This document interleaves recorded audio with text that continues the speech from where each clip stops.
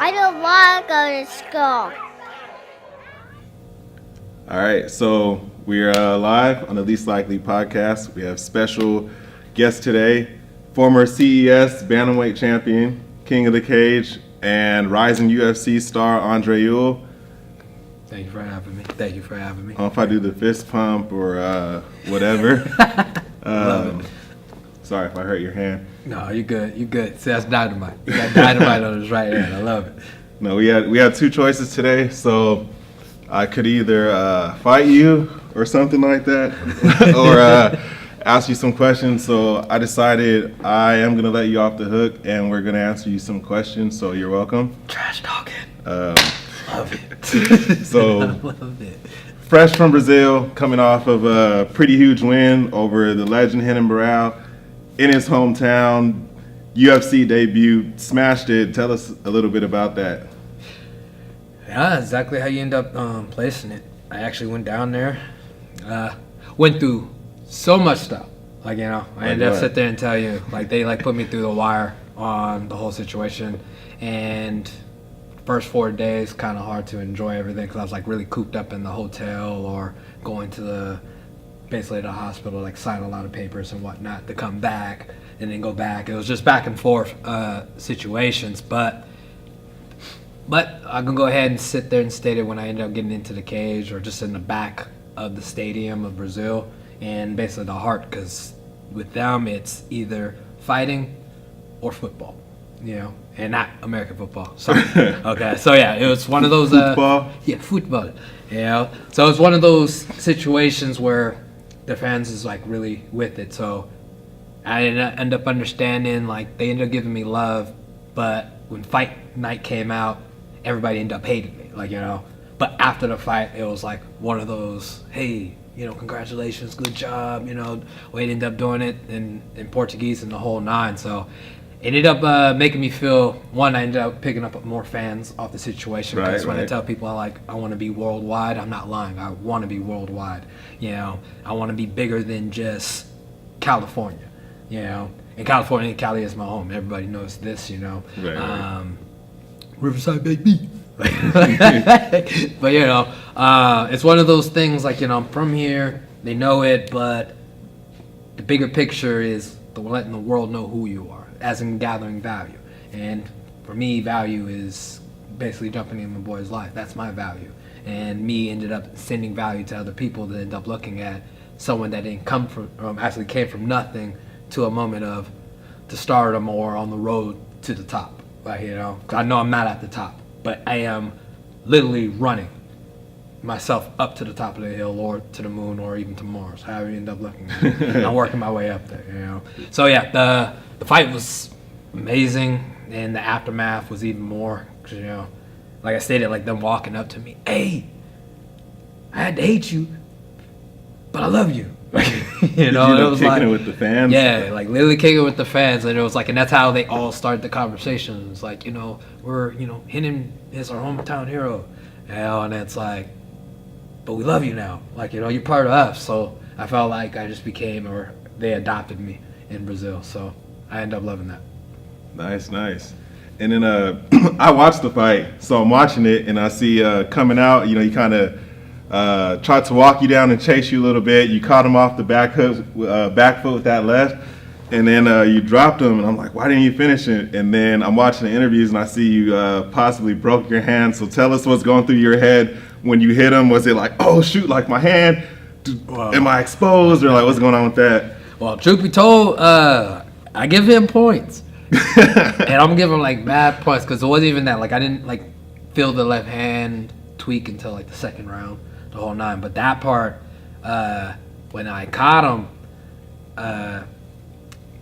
his eyes went in cock mode, cockeyed. He got cockeyed real fast, and it was one of those the wounded beast, and I went in for the kill, and as I was going in, it his eyes went from cockeyed to straight out eye contact, I'm not hurt, I got you. It was one of those moments, but I was already in mid swing on the situation, so I ended up throwing it, but it was one of those bail out, but at the same time, hammer fists. And that's one of those rookie mistakes. I shouldn't just charged it and basically brought myself in because we already knew from standing up point, like I was telling everybody, the first round you will know. Like you're going to understand how the fight's going to go or what direction it will go.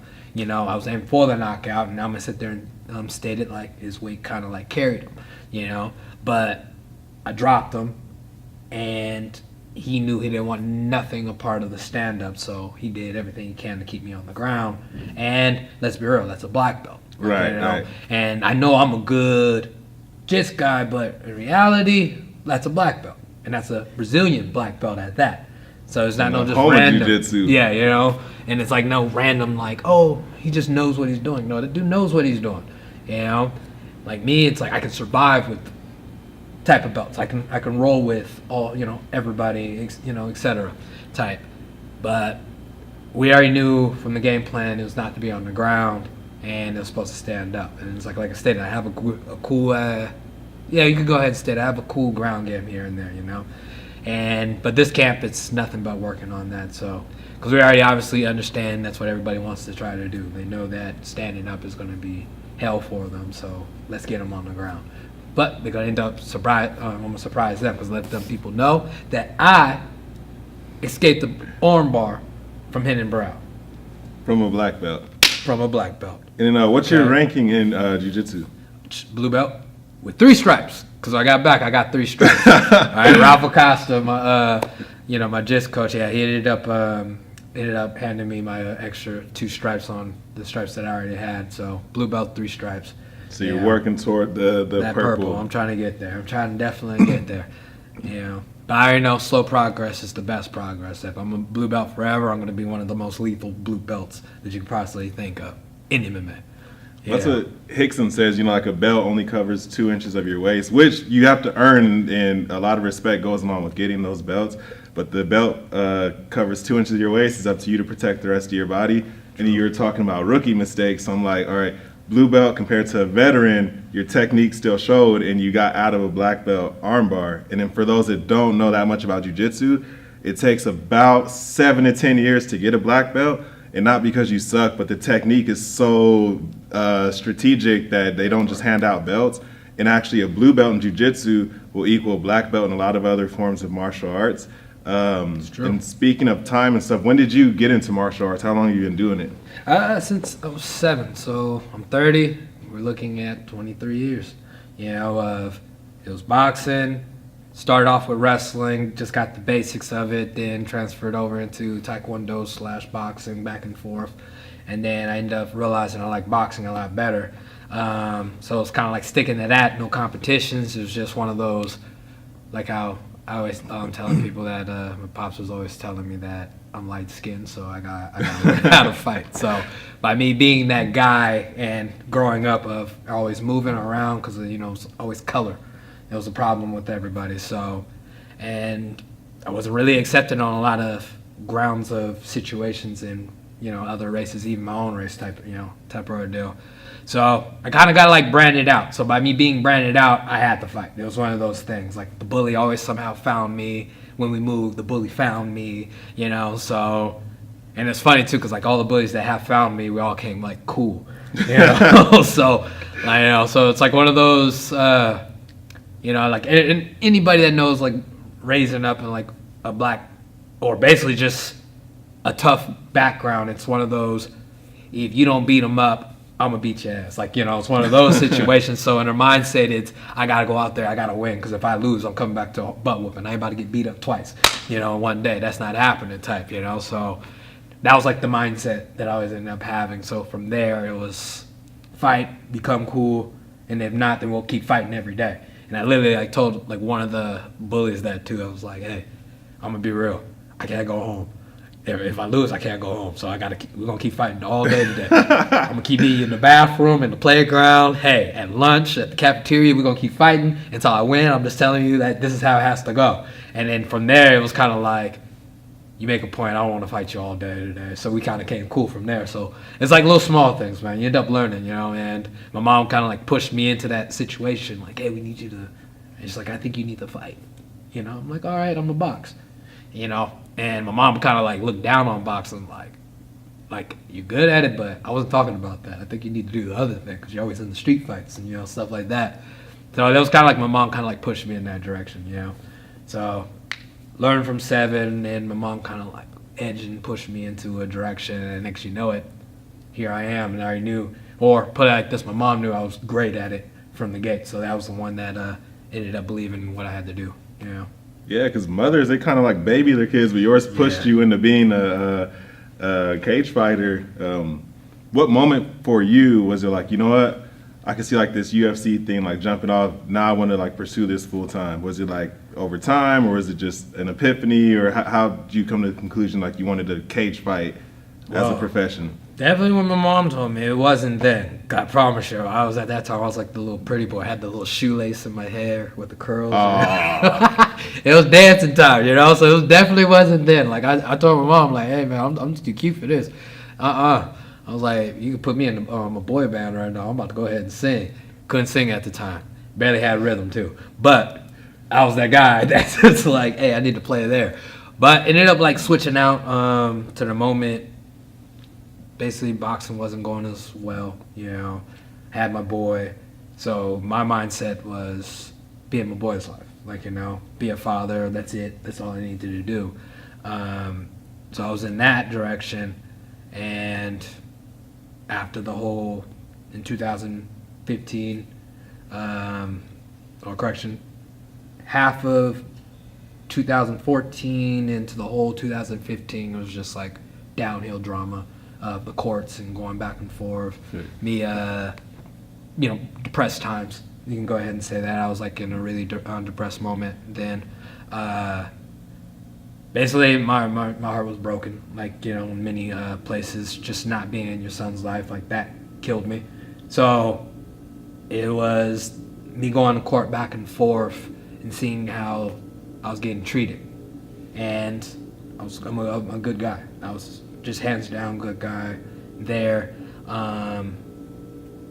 And how basically like how everything kind of shaped and formed, it wasn't right.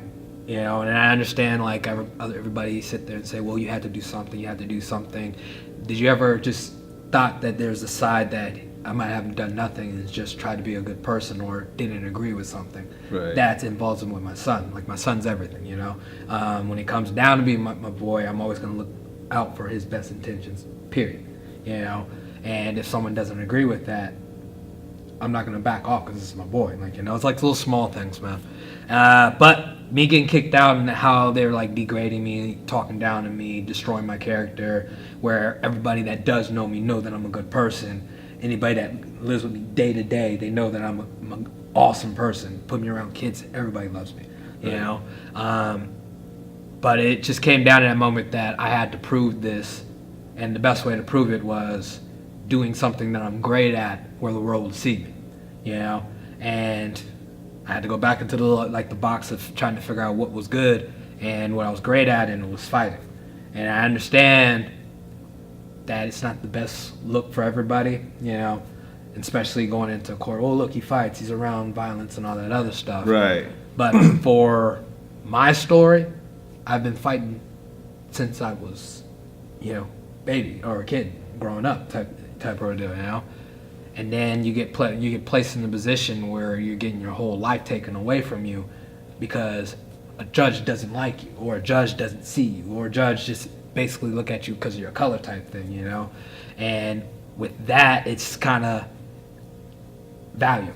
There's no value. And how I looked at it, it made me like I was getting talked down so bad that I felt like I didn't have value. And like I stated, the flip where I had to find it, and then the finding was me fighting in the cage. I already knew from hands down, I have hands, I got hands down, I already know that I'm open, and hands down, this is my last chance. So that's what like diverted me. It was my boy and the drama, you know, and me going in, and then next you know it, I'm great at this. And I knew I was. It's just, I'm like the namaste type guy, like, you know, like a full Buddhist. Self-critical. Yeah, I kind of want to stay away from it, but it's one of those, there's that two sides. Like, out of the cage, you'll love it.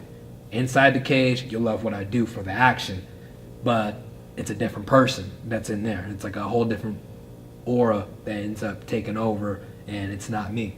And it's like, I end up getting surprised every time I sit there and watch my own tapes. I'm like, dang, that's me. You know? Like, I don't remember doing that, but, oh, dang, that's me, you know? So it's like a little ultra instinct type thing, you know. But that's what ended up happening. It was my boy that got me into it, and that's where I ended up knowing. So that's literally about a little over 3 years ago, till 2000. Yeah, 15. Ended up 15, going into, yeah. So there you go. It's crazy.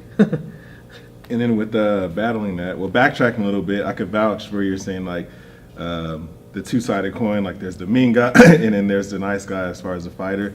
I think the meanest thing I've seen you do was, I think it was in CES. No, it's King of the Cage, where he had picked a guy up by his neck and like helicopter choked him and like spun him around and like picked him up in the air and just like doing a full. It wasn't even 360. It was maybe like a 1080 before you had set him down.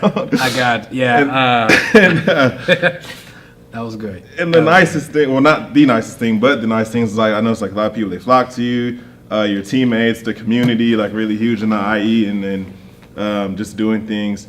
And how would you speak to the stigma that like, oh, you're a martial artist or a cage fighter, human cockfighting, whatever they want to call it. These people are just jerks and violent people. But how would you kind of defend that in a sense of like, because I see your videos, they're funny. Everyone likes you. A lot of times I'm looking on your Instagram, I'm like, man, I'm not even seeing a lot of like technique. He's just like playing around and dancing in these damn cowboy boots, but it's hilarious. But if I met you on the street, I wouldn't even think you were a fighter. If I just sat down and hung out with you or had a conversation, I would know that you like kill people for a living on like Fox and ESPN and stuff. Yeah, it's like really funny too, because like everybody like ends up meeting me and they be like, "Oh, wait, you really fight? Hold on, I don't believe you." Like, you know, and it's like, it's really honestly like crazy, like. And then I'll be like, yeah, check my videos. And like how you said, they see all my funny videos. And then it's like, oh, there goes the fight. And then they keep scrolling more funny videos. And it's like, oh, there he does. So he does fight. It even got to that moment, like somebody even told me, like, I think you should cut down on the funny videos. But in reality, this is me. Like, you know, like, it's been like this since then. Like, humor was what escaped me from my pain type of a deal. Like, it really definitely, so for me defending, it's like not I don't want to sit there and say it's like drama like that, because everybody ends up respecting each other, and like, you know, right. It's one of those, for me, kind of like defending situations, it's one of those mutual agreements of we both have passion and a mindset of a dream, you know, and for us to get to that dream, it's us fighting for it. And from kind of from the outside looking in, it's just two people fighting, but from the inside looking out, it's two people that mastered something or bringing something together and trying to showcase it for the people to understand, hey, this is what we do and this is what we love, and we're doing this for the world to see, you know. And from there, it's like, I have a dream, because, you know, majority of everybody up in there don't just have a dream of just being the best fighter in the world. There's always something after. Like, you know, if you end up asking every fighter, what is it? Like, you know, some people's fighting for their kids. Like me, I'm fighting for my boy. You know, not only trying to be the face of the world, only how I'm trying to be the face of the world is because of my boy. That's my answer. That's always going to be my answer. If anybody ever asks, that's my answer. I'm fighting for him, so if I have to fight in the cage, I'm going to do it. Like, you know, if I have to be great at, they told me, hey, you got to be number one for you to get your boy. I'm going to be number one. There ain't no question going behind it or how I'm going to do it. I already know how I'm going to do it. I'm going to keep working my ass off. Like, you know, I'm going to keep on putting myself through the grind until I'm the best. And when I'm the best and you tell me I get my boy after, oh yeah, we're going. Like, you know, it's one of those things. But this is just my side. Right. So this goes from everybody else that's fighting. Everybody has their own things that they want to end up getting, you know. And you got some people that are just honestly just, you know, given to them. But I don't know for how to speak for them, but I can speak for the people that didn't have nothing. And I'm one of those people that didn't have nothing. And I'm one of those people that got something taken away from them, or someone taken away from them. So, you know, like the way that I kind of attack it and the way I kind of like move about it, it's, hey, you could do this in character, you know, when they end up seeing it. Because when they'll give me the mic, I get to express. I get that minute and a half. I get those 90 seconds to basically express and tell the world who I am for those 90 seconds. Even though they just got done watching me for 15, 10, 5, whatever, how long those fights are. They get to see that, but they don't understand it until after I get to express and put the words of, you know, etc. It's kind of like drawing a painting, but you don't know who did it until they signed it off. Right. And that's me speaking at the end. I'm signing my name as I'm telling people, hey, I'm someone that didn't have this. I'm someone who didn't have that. And all the ones that don't have nothing are trying to look for an answer or are looking for a light. Here, I'm that light. You can do it. You know? Like it kind of comes down like one of those like situations of going into like school. You know, they tell you don't put all your bread or all your eggs in one basket. You know? That type of thinking, and I literally was just talking to my coach Tony about it. Like, you know, like that way of thinking is already a fail. Like it's a fail, it's a safety net. The way I kind of like look at it. Don't put all your eggs in one basket. So you want me to constantly spread everything. Like, yeah, that's okay mindset to have, you know. But in reality, that type of mindset, it's saying, if I fail here, I can go here. But if I fail there, I can go there. Guess what? You're already accepting failure. Putting all your stuff in one basket, you're already accepting failure. I'd rather have all my thing in one. Right. So now if I fail, okay, guess what? I'll just come over here. Boom. You know? But right now, my mindset's not about to end up failing because I'm putting everything and I got in there. And the way I look at it and the way I am, it's my mindset is you put your mindset on something 100%, you will succeed. Like literally 3 years ago, I told people I'm going to be in the UFC. No one believed it. Oh, bro. Everybody just talking. You can't box to get in here. You can't do this. You can't do that. A million other fighters. Yeah, just you know, there you go. It's like how many hand-picked people get into the UFC. You got to end up looking. It's kind of like the NFL. Like, you know, they only have like 600 fucking players inside the field, but that's 600 as in football. I mean NFL. You go to college, there's about 3,000 to 5,000. You go to high school, you're looking at 10,000, 15. You go to Pee Wee, you're looking at 20, et cetera, et cetera. And then it all gets dwindled down when you get into the higher professional type thing, you know? And with that, it's just kind of like how many people get picked. I got picked. And why? Because I put all my bread in one basket. And it was a do or die type situation with me. And the die part, if I don't make it, I don't get my boy. That's my mindset. I make it, I get my boy. Just like that. I think that's also cool too. Like I always tell people, I'm a big fan of gray areas. So I'm like, why does it have to be black or white? Why not neither? Or why not both? Or why not red or something, you know, and just explore. And so I always encourage people to go into, I don't know, not necessarily like areas of confusion, but be a fan of the gray area. Like don't be so like programmed that you don't want to do anything. And then also, rock bottom, there's so much you can do from there. Like there's so much beauty in having nothing at all if everything's either destroyed or in your case taken from you, because now you have all this clarity around you because there's no good distractions, bad distractions, no nothing. It's just this place of nothingness, and then you can create from there. And just seeing that, I feel like you're one of those people that just really thrives under pressure and didn't have everything handed to you, and so created these environments where like you had to go out and get it for yourself. And I know your story is interesting. A lot of people know about it and then shedding more light on it, but a lot of people don't know. Just 2 days before getting the call from Dana White to enter the UFC, you were on the verge of becoming homeless. Can you speak about that? Like what was going through your head in general, and then how you felt after you got the call, like, all right, it's for real now? I'm for real. After like the whole call, the whole situation, nothing hit me. Like it didn't hit me until a week later, you know, like reading off of a freaking note, or literally got pictures sent to my phone and everything from a boy, daughter, you know, from a boy, but there's about a daughter writing an essay about me.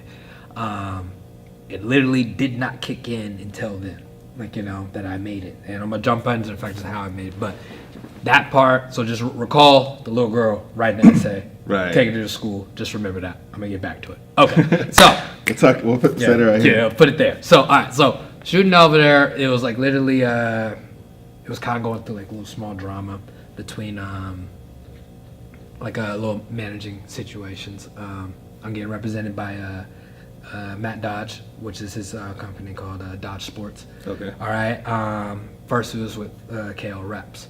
And the situation is, I don't know nothing much about the whole KO Reps. It's just that I knew that my manager was part of it, and only why I went to them was because of my manager. Like, he knew somebody named Jamal Immers, and that's one of my, you know, homeboys. So I'm cool with them, so that's what made me draw to Matt the whole night. Okay, so I'm in there. It was after my CES fight, and like randomly, I just told him, just know that one, thank you, and I wouldn't be here if it wasn't for you, type of deal. Like, you know, it's one of those situations, as in only why I came to KO Reps was because of you, etc. All right, some little drama happened like after like Jamal Imrazov contender fight that he had. In that situation, something ended up happening where Matt decided to leave. I don't get the full scoop, and I didn't care about the full scoop. Only thing I knew was wherever Matt goes, I'm going. Right. It's just like one of those things. Like, don't ask, don't tell, don't care. I'm with you. Like, you know. But the situation kind of came in where the guy was from KO Reps was trying to do everything he can, like the hold me type of deal. No, never talk to the guy on the phone. Like, I got like a few text messages here and there of, all right, go do this, go there, go that, and like, you know, a little small messaging of don't forget this and don't forget that, like, you know. But I'm talking to Matt day to day. Even Matt's dad, you know. It's like I'm talking to him, like, you know. What people need to understand about me, it's like, if you're in my circle or involved in anything around my circle, it comes down to that moment where you enter it. I'm gonna do everything I can to help you on the situation, or to that moment that I believe that you'll do everything you can to help me. You know, it's one of those like give and take. Like, you know, I always have your back. You always have mine. I trust you. And when I say trust you, I trust you with my life. Like, here's all my information. I trust you. Type of deal, you know. And my circle is always fit for that situation. Like, if I go out, that's the circle that I'm going out with. Are you with me? Like, don't get me wrong, on the outside of the circle that you have, on the outside of the circle, you know, you have like successful more people. Like, you know, so you got my circle, and then the outside of shell of it is more successful people. And then it's like, can't do much without the negative people. So they're on outer skirts of the successful people. You know, you got them, you know. And I believe everything is like set for a coast. It's kind of like the yin and yang, you know. Like, with a situation, you got to give and take. So in my circle, like I stated, this is what I need and that's what I want. Right. Okay. Matt made my circle, just like that. His dad made my circle. Matt's lady made my circle. Like, you know, so it's like one of those things. You know, to that moment where we built a connection, etc. So it comes down to that moment where the guy from KO Reps was doing everything he can to like discourage the situation. He gets on the phone, or I guess UFC ends up reaching out to him because I guess my name was still tagged on him. He tried to play that whole game of, oh, I can get him on. He just got to make sure he's with me, etc. You know, and it kind of like ended up backwardsing where they told me, hey, we can get you on, you know, but the problem is you got to go with this person. No, I'm good. So literally, people don't end up understanding. Like, I almost walked away. Actually, I walked away from UFC. I said, no, if it ain't Matt, I'm good. Man, it's like, loyalty. Yeah, you know, exactly. It's loyalty. It's like, and people don't end up understanding how my loyalty is. Like, you know, if I give you something, if I tell you it's my word automatically. It doesn't matter. I don't care. Like, this is just how it is. So I literally almost walked away from the situation, or I did walk away from the situation, and people don't see that side. They're like, oh no, I would have left my guy, and that comes up and builds up a point of if you leave that person, basically, you know, off the whole loyalty. So yeah, people end up getting it. Like, I walked away, said no, if it ain't Matt, I'm good, you know. And it, you know, ended up leaving like a dumbfounded face, like, oh, bro, like, I can't believe this. You get ready to walk away from him. Like, you know, I could like already picture, you know, just walk away from this beautiful opportunity. Yeah, like, you know, and it's like literally, yeah. I walk away from anything. Like, people don't get it. Like, don't get me wrong. I understand money is a big part. But the thing is, I knew where the position that I'm at, I will get that money. If it's in a year, 2, or 10, I'm going to get the money. Like, you know, and I'm always telling people, like, I'm going to be that dude that's going to make $1 million off my hands. And that's a hands down. Even if I get it tomorrow, a week later, a year, I'm going to make it. Right. Like, you know, and they don't end up understanding that because some people are always on that, I need it now. If it's here, I'm going to get it. I'm going to jump on it, you know? And by you jumping on it can end up failing us in, did you do your homework on what was behind it? Because guess what? By you doing that, you just sold your soul. Like, you know? And I'm not the type of person that's going to end up doing that. You know, like I already said it, like I don't want my circle filled with people that are going to backstab me or look around and see if I'm not doing something well for them, will you just talk down on me. Like, you know, oh, I didn't fight the way he wanted me to fight, or oh, I said no to one fight because I wanted another fight. Now you're talking, just, you know, let me start talking shit. Like, you know, it's one of those things. Like, I knew I was going to make the UFC, period. It's like one of those things. Either it was today or tomorrow, I'm going to make it. And I'm going to make it with my team. Not because you told me to cut somebody. Not because you sat there and said do this or sat there and said do that. Like, you know, like I'm not that type of person. I'm not going to end up selling myself on that situation. So I walked away, you know. But like moments later, I was like literally inside the bank. I remember the conversation before I got to the bank. I was telling them, yeah, because like even Matt kind of came off like, you know, that's a good thing. You know, you should just do it. Da, da, da. I said, Matt, look, I'm not that guy. All right, if you're not on, I'm good. You know, and I'm like, and I don't like people making me feel uncomfortable. Like when I get uncomfortable, I get like edgy. Like, you know, and then now it's like when I get edgy, I'm like, I'm bluntly telling people how I feel. Like, you know, and then it's like you can already tell because he's uncomfortable. That's what he's doing. Like, you know, I'll just be like, look, I don't like this, and I'll even end up adding an old lady that got nothing to do with anything. Like, I don't even like the way you're wearing your shirt. Like, you know, like something like that. So I'm like, slow, lady. You feel me? Like, so I'm like randomly like shooting at things, like, you know, but that's when I get like really uncomfortable, and it's really like random to catch me uncomfortable on like a lot of stuff. But I do get awkward. Like, you know, it's like one of those things. Like, I get awkward, it makes it uncomfortable, and then when I'm like, yeah, back and forth. But, so I'm like telling them, and I'm like, yo, and I'm like, Merle, I'm like, Matt, if it ain't that, I'm good, you know? I'm like, getting ready to lose I'm getting ready to lose the house right now. I'm trying to over here figure out some bank stuff to get in. Right now, I'll talk to you guys later. Like, literally hanging up, like, on them, and, you know? And then, so we at the bank, it was me and my mom, we're at the bank. I get a phone call. I don't answer because I'm like signing off on some stuff, and then I get another phone call. Then I picked it up. It's Matt. So he was like, "Hey, I just want to let you know, congratulations, you made it." And I'm like, I couldn't even like, "Yay!" I'm like, "What are you talking about?" He said, "Don't worry, I already broke it out. It's me, etc., etc." So Dodge Sports, you know, and our team. I'm like, "Oh, are you like playing with me right now?" He was like, no, we worked everything out. And he ends up telling me like, oh, only why they reached out to KO Reps is because my name was still tagged. I just had to send an email saying that I'm with, you know, Dodge Sports. So that was like the whole story. So as soon as I get off the phone with him, I'm like, one side of my face was kind of like bawling, but the other side was like, I'm still irritated. Because it's like, they frustrated me the whole day. So I'm like looking like cockeyed and like strange and everything. And my mom's like, what's wrong with you? I was like, we made it. Like, what are you talking about? Like, Mom, we're in the UFC, etc., you know? So it was kind of like we all got like happy, like she's smiling with a little baby tear and everything, you know? Then next day or a few days later, got her home, and then it kind of like shifted over to that, and still people are asking like, why aren't you excited? And I'm like still thinking like, oh, you know, you guys don't even understand. Like, I walked away from it, like also on the whole moment of, you know, we're about to be homeless type of a deal. Like, you know, it's like little small things. So I'm like, my mind's still set on that. You know, and it's like kind of like gravy and out. And then the next you know it, the essay. Now we're back onto the story of the essay. All right, pick it up on top, pop it on the plate. So on the essay, I ended up reading it, and I was like, yeah, you know, Andre the Afro Monkey came over, and, you know, he chopped it up, and working with my dad on working on his basically a video game that's getting made. Afro Monkey video game. So oh, nice. Yeah, so that's in the future. Stay tuned.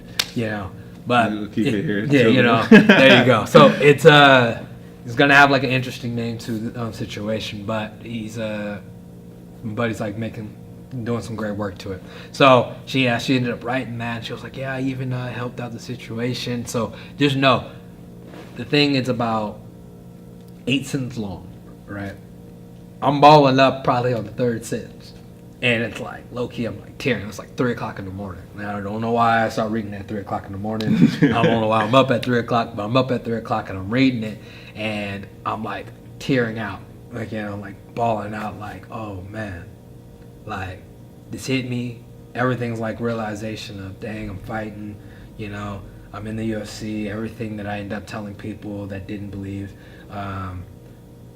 But when I say that didn't believe, it's the ones that are not in the circle type of deal. But the ones that are in the circle that ended up from my gate, like, you know, like, hey, we're doing this. This is what we're doing. Build it up. I had a plan. Like, literally had this, like, typed up in my notes and everything. Like, plans of how to get to the UFC. This is this many fights. Kind of altered, but it was, like, the same plan. Because, you know, I was prepared for the left and right moments. And both of the left and rights ended up somehow squaring straight, like, you know.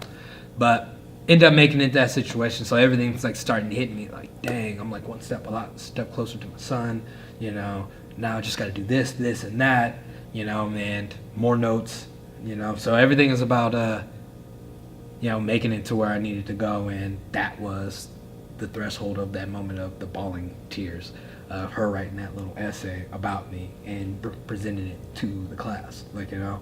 And like people end up getting, like, that was big, you know. So it's just the one lets me know that I'm reaching out to people and people know me and reaching out and looking at me, like, you know. So and it's kids. that, yeah, you know, it's the kids, and it's literally, you know, like Trick Daddy says, Trick Daddy love the kids, you know, they love the kids, you know. Like, probably only one of the top 5 people I actually or ask for an autograph. People don't get that.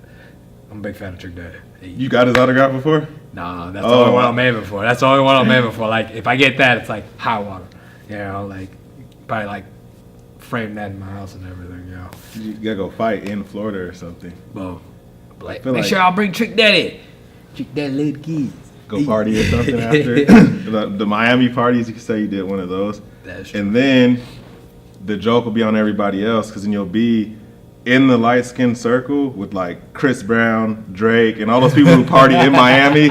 Like, all right, I guess I turned out all right. You know, light skins. Look, that was another thing I tried to tell the UFC. Y'all need more light skins in the damn in the fight organization. You know, I'm like, so I'm just added a bunch off into the situation. Just mixing it up. And it was funny too, because someone ended up asking me. I was like, yeah, what's the look? Or I was literally in the DMV yesterday, and the lady asked me, what's the look-alike celebrity you always get? And I'm like, it goes F137, right? And the lady like repeats it, and I was like, F137, like, you know, I was like, that's, you know. She was like, no, really. I was like, well, I get like a lot of like Chris Browns and stuff like that for the light skins. And she was like, yeah, I'm 100% have to tag on to that. That's what I was getting ready to say, but I wanted to hear you say it first, because I didn't want to be like that extra body that just says it. And I was like, all right. So in other words, for the light skins, I think I'm adding into the light skin category. They're going to end up adding me, and they're going to be like the top 5 light skins. I'm going to be number 1. He's redeeming you guys. There you go. I don't know from what, like, where's to not be redeemed from? Because you know, can't from really what control your skin color, but the R&B guys kind of did do a number on it. But just saying, we all know the true situation. It was in Lion King when Mans ended up dropping Mufasa. You feel me? That's what happened. That's where it came through. You know, the light skin, dark skin situation. So light skins had to make a comeback, because we took a mad L that day or that night. You did, yeah. But he also told you stay out the stampede, which wouldn't have caused everything that went down. That part. But overall, I feel like just with branding, how you're saying, one way or another, whether it's a year from now, 10 years from now, you're going to get in the UFC. One, a lot of people have this perception of like, oh, I made it, now I can relax. Everything I worked for, but I tell people all the time, no, that's when the real work starts, because now you have to juggle media and weight cutting and things that aren't as strict like CES and King of the Cage, which don't test for every little thing. And then you have USADA now to report to and your whereabouts and all that stuff. And then also to kind of semi-piggyback on that a little bit is just losing my train of thought. Oh, as far as being a draw, I feel like you have the full package, like being a likable guy, good fighter. Like your fights are very explosive. They're entertaining to watch. It's either going to be a knockout or some crazy submission, but I've never seen a dull fight, even up to your UFC debut, where it's like, how will he hold up against a well-seasoned legend? You made him look just the way you made the other guys look before you got in the UFC, so it's some consistency to that. Which leads to my next question, as far as balancing and juggling the work, number one. What do you do when you're not motivated? Tattoos. Yeah, I'm a big fan of tattoos, man. Like, I was just hey, I'll go get tattooed. That'd be me not motivated on the situation because it's like. But to be honest, my goal is to make sure my art or the artists, the ones that work on me, or the artist that works on me, looks good when I'm out there. So if my tattoos look good, it shines bright on my artist type of a deal. So in reality, the tattoos are great for the dang fights. So to be honest, I'm always motivated, and me not being motivated is probably me eating for I'll say a week out after my fight, where I get to finally everything I could possibly think of. That off all that weight cut and all that other stuff. But me not being motivated is kind of like me be lying type of deal. Because I already know as soon as I get back into the gym, I'm always around the gym. I'm always training my clients inside the gym. So just seeing them work makes me want to work. Me training them clicks on that little trigger. You need to jump back up in here. Working with the little kids. Hey, work back up in here. So it kind of comes down, I'm like always motivated. And so I give out the little slide window. It'll be if I'm getting tattooed or eating. Because I ain't gonna lie. That's like one of the worst things. Like most people are like, oh, do you get nervous for the fight? No. I'm thinking about what I'm going to eat. Just hungry and irritable. I'd be having like a list. Like I'm gonna eat this as soon as I get out. Like as soon as I get done, I'm gonna drink this Mountain Dew and I'm gonna call in tonight. It's like little small things. But I'm never like worried about the fight. So after the fight, I'm never really not motivated. I'm always motivated because I already know that I still got a lot more work to do. Because I have a plan, and I'm going to execute the plan, and the world's going to see me execute the plan. So the plan is What's conquer the plan? the plan. Conquer the bantamweight. Right. Next fight, just do what I do best. Knockout. Third fight, call out Cody. Waiting for him. And then from that, then aim for the belt with TJ. 9 times out of 10, they're gonna be like, you need the value up. You're not there, etc., etc. Okay, if we call that. No, not anymore. Not the way the UFC is ran now. Oh yeah, well that is true. That is true. So they might give it to me, but just in case they don't, and they kind of play that, you gotta fight one more person or fight somebody else to prove yourself. Going up weight, and then I'm going to end up calling out one of those 45ers that's going to end up showing me a good shot. Like I would like Max, Brian, or... Ooh, Brian. Yeah, and I think that would be like an awesome fight just if I just did. It's like a good California fight, for the California. And you guys are really similar as far as like wanting to get back to the community and the kids and these super nice people. And then you get in the ring, it's like the meanest guys ever. So you could battle for the title of the nicest mean guy when you guys that part. And then the funny thing is too, like say he gets the belt, or say for instance I had a day. So as an trigger, because right now if you got my vote on the Max versus Brian, I think Brian's gonna win. But Max is one of those surprising fighters that he'll end up proving things wrong. Oh yeah. So if he ends up winning that, either or, say Max ends up losing, that's the one I'll call out. Or even Korean Superboy, somebody with a good bang with a situation, like known for their things. But just me moving up to weight to prove that I can sit in there, it's automatically going to value me up to this level where I can either call out the belt for the 35 or 45. Oh, actually, I don't even have to call them out. They're going to try really offer it to me. Mm-hmm. Hey, we'll give you the 45 or the 35. You pick. I'll just go back to 35, beat that person. My next fight will be at the 45, and it'll be Brian. There you go. And to be honest, I won't even be for the belt. I won't even fight for the belt. I just want to fight them. Just to do it. Because in my eyes, because what they're going to do? They're going to end up taking belts away and all that other stuff. I'm okay with that. The only thing I want to do is just prove that I'm the best fighter in the game, the best fighter in the world. It's one of those things. When you think pound for pound, I'm the number one. Like, if you think the best fighter in the world, I'm the guy that they look at.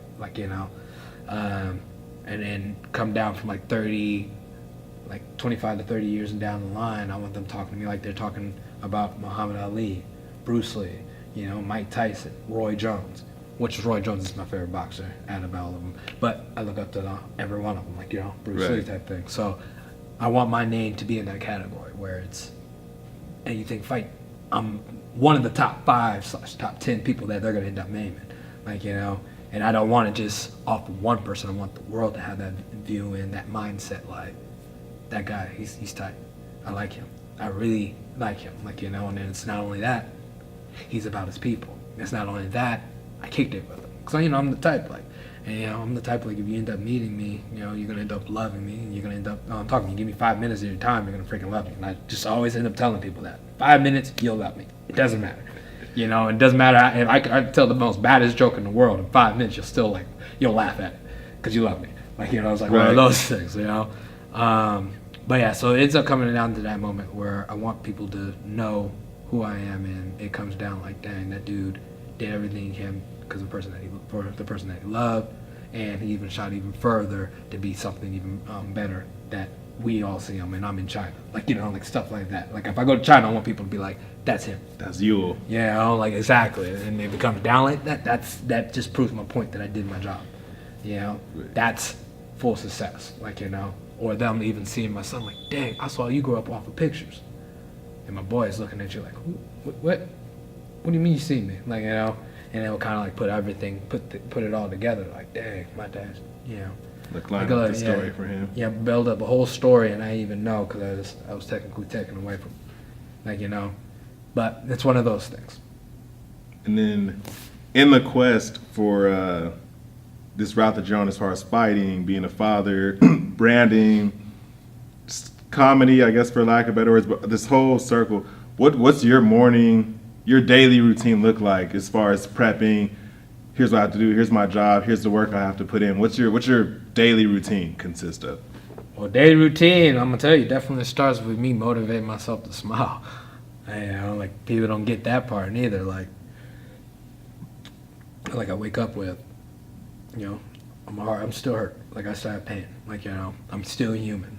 It's one of those things like, oh, you know, we don't see him ever being sad. He's always happy. Yeah, I'm always happy because I, like, motivate myself. Like, that's my motivation. Smile today. You gotta show the world that you're okay. Like, you know, even if I'm not, they don't need to know that. And the people that do know me, they know that, oh, this dude has pain. Like, you know, but that's my motivation. I wake up, practice in the mirror, wake up, smile. You're good. You're number one. You're gonna kill it today. You're Mr. Excellence. You're Mr. Entertainment. It's showtime, Mr. AKA the Afro Monkey. You're gonna show the world what they missing. You need a me in your life, like, you know. Then I walk out, and then from there it's either work out my clients in the morning, and then after that it's motivation of me training training with my team, and, you know, perfecting a A1 class or S class that I kind of put it, because, like, if anybody moving off these rankings, what do they do? I have to do extra, you know. So even if it's like walkthroughs, whatnot, but mixture of practices on different days. But the one I get excited about is always wrestling, because, like, I know, like, most of these people think, like, oh, he can't wrestle. I actually can wrestle. It's just that the style, you know, it's the style that I have. It's kind of, it's a 50-50, you know, because I'm coming forward. Like, you know, it's one of those things. I'm coming forward. I'm going to end up tapping you up. You know, it's one of those things. I got to put my hands on you. So one, this is Ralph. It's Coach Ralph in the building. Gotta show your face a little bit. That's he gave up my extra 2 stripes. Blue belt with 3 stripes here. Yeah, I was screaming with him watching the fight at the restaurant around the corner. There you go. You know? So off on the situation, it's like I enjoy wrestling. Like I said, it was my style of pushing forward. That's a 50-50, like, you know, and it's dangerous, but at the same time, in my eyes, it's that I'm here to prove my point, and my point is to take you out. That's just how it is. Like I say, first round, hey, I'm sticking to my word as in first round. You're going to end up understanding that. I'm going to do everything I can to get you out the first round. If I say the second round, it comes out in the second round. If I say, hey, I'm looking for my damn choke, I'm going to choke you out. It's like one of those things. End up stating what I want, I'm end up doing it, and that's what happens. But off on that situation, I've been working, and everything is being progressed on a step-by-step program with me, you know. So my daily routine is be better than I was yesterday or this morning. How I end up, how many practices I end up doing. So my eyes is just be better than the day before. And what's your diet look like as far as, I know everyone has like their things you gotta, whether you're weight cutting, not weight cutting, whatever, like and after daily banging up your body and sacrificing it, what kind of supplements do you take for maybe stamina and things like that, and then for recovery because you kill yourself daily? See, normally I would sit there and say, soda and sugar. Like, you know, but that'd be me lying. It's from Health and Body Nutrition. They end up, my boy Mike, that's one of the owner, or is the owner. He makes sure I get the right supplements like BCAA, the lean protein that I end up taking. Right now he has me on like the 0 calorie, 0 everything, 0, 0, 0. It's just blanking out. And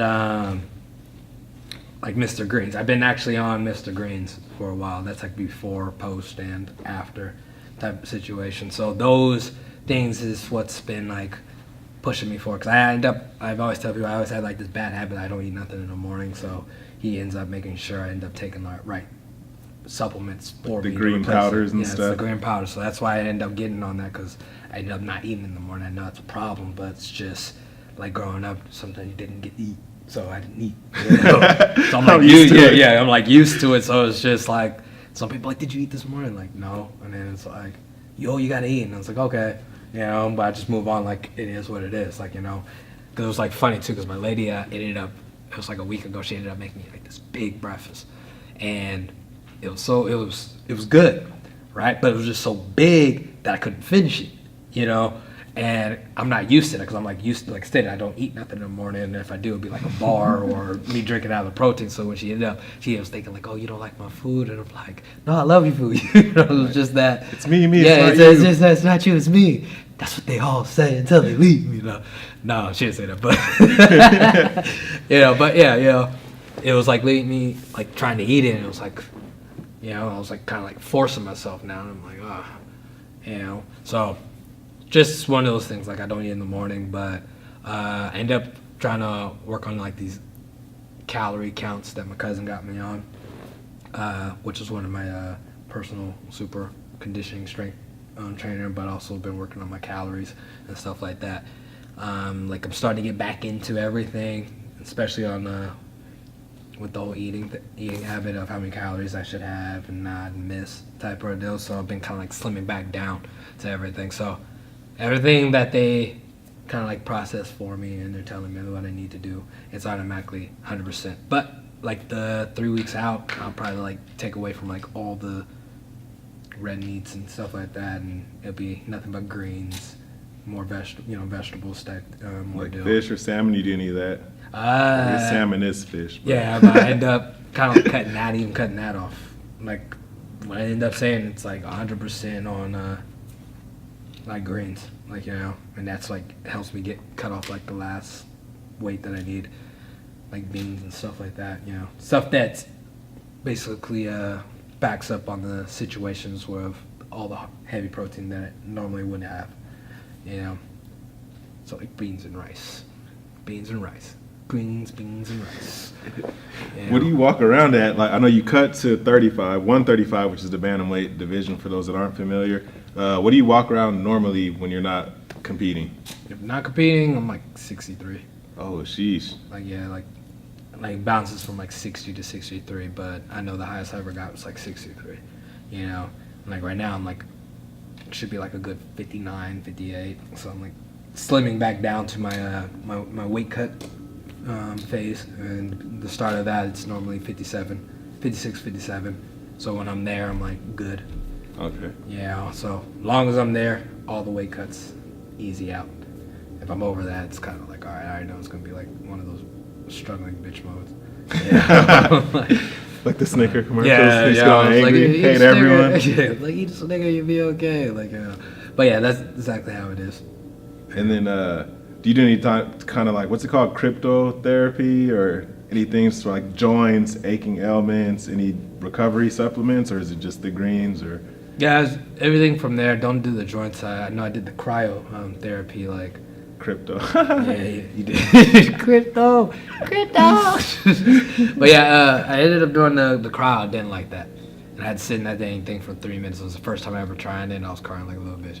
I was crying. I was out there. Too cold? It was too cold. And I had to sit there, so now I turned it into a competition that I can make it. But, you know, I felt good right after. Like, you know, so it's legit. yeah, it's like legit. So, but if they told me to do it again, probably not. You know, like, it's cool. Maybe next year. Like, you know, even though next year's around the corner. But Right, new year, new me. you know, new year, new me. Like, I'll jump in the cryo. You feel me? I won't jump in that. But and then if any other therapy, like I have a lady, she's a massage therapist, so she kind of like works on whatever I end up aching. So that's like my recovery right there, you know. Is that why you started dating her? See, you can't say that. Is she watching?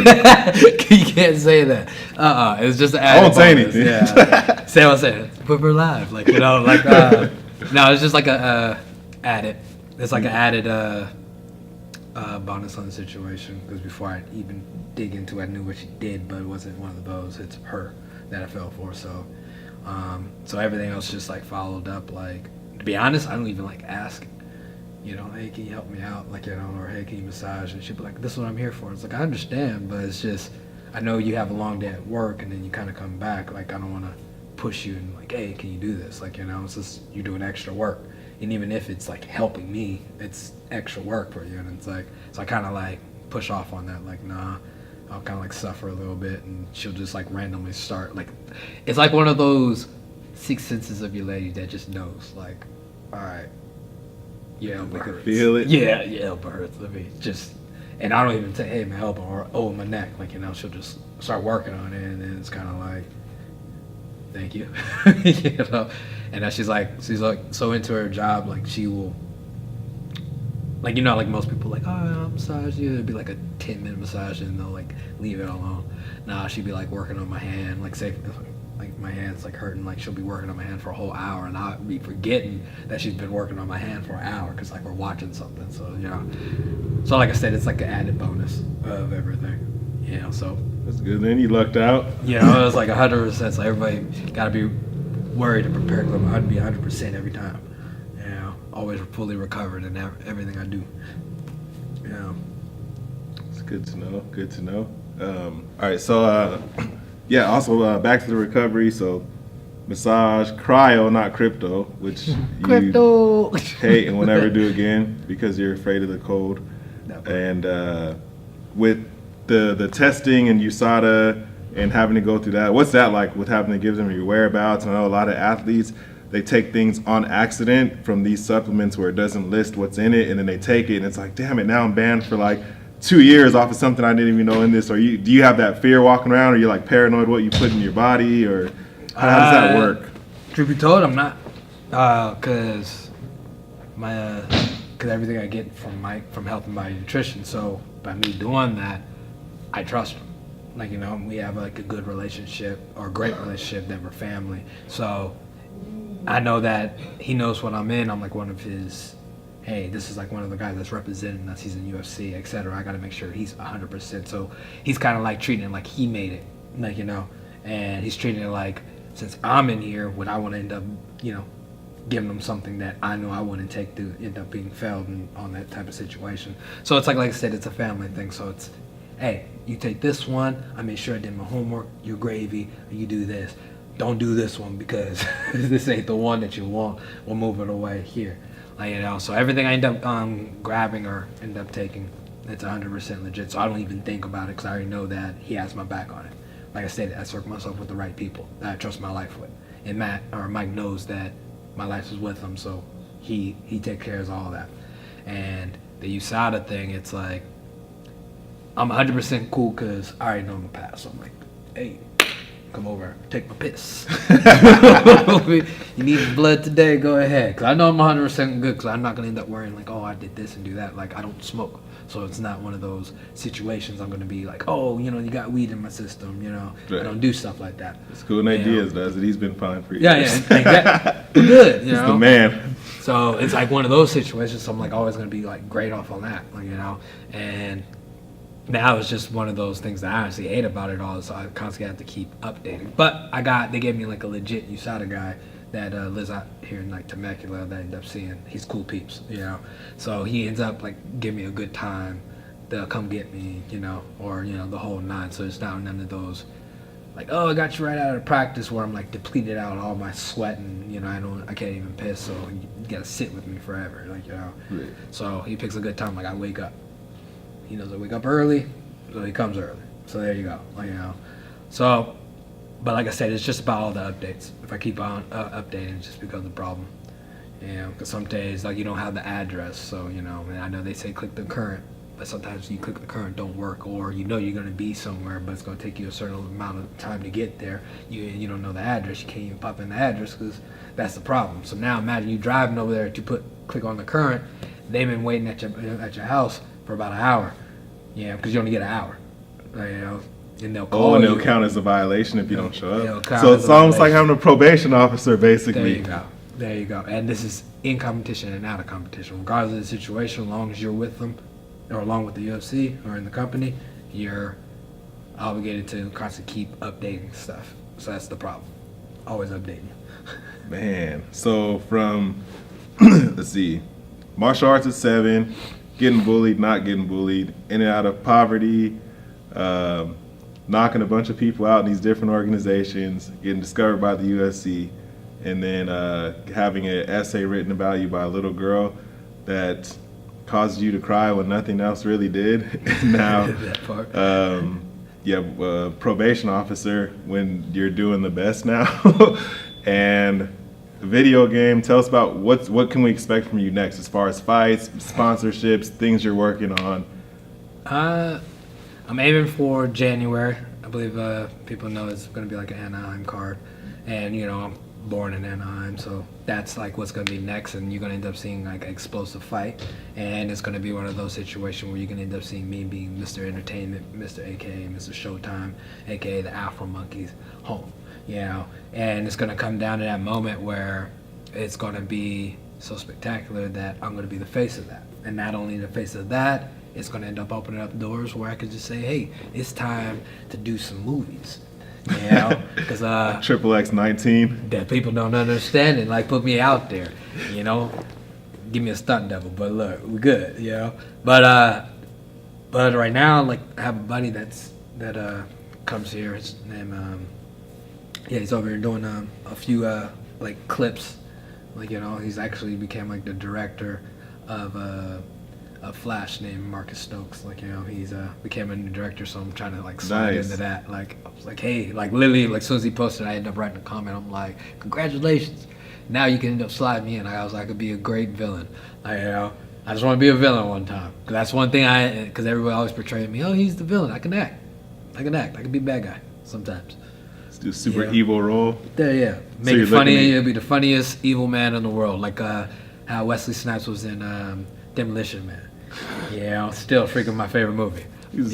Color the hair. You got the Color semi and hair everything, going on already once it gets out the poofs. But For real. So like literally my favorite movie. Like that's I always pictured it as because that's one thing in the far future when I'm done with it, all the fighting and everything. I was gonna go back to school for directing and everything. Or not directing but filming. So I want to kind of like make my own films, but also be in my own films. So like I already got like ideas. So it's just little small things. I just know more people more progress you make, the better things will come out valued. Right. So that's just how I am. So So Anaheim, knockout. You already know. About to deliver a beautiful show. And then don't have no opponent, but I'm aiming for one, so I'm trying to make that happen. nice. Do you know how soon you'll find out, or is it like one of those kind of? I'm thinking probably like in the next. Cause right now they're already like matchmaking, so I give it a take about another week or two. I should have like enough information, understand who I have, whatnot. Cool. And then sponsors, are you allowed to say anything about that as far as like who you're working with, who you're about to work with, anyone you want to shout out? Well, on the sponsors, everybody that ends up been working with me, like 100% Violence. You got Brandon's Diner, AM Plumbing. You also got Health and Body Nutrition.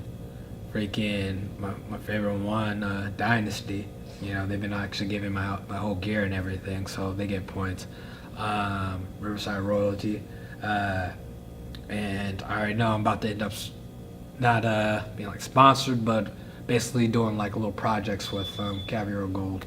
They got like some situations where like like homeless shelters. We're supposed to be doing some stuff like that in that direction. Oh, nice.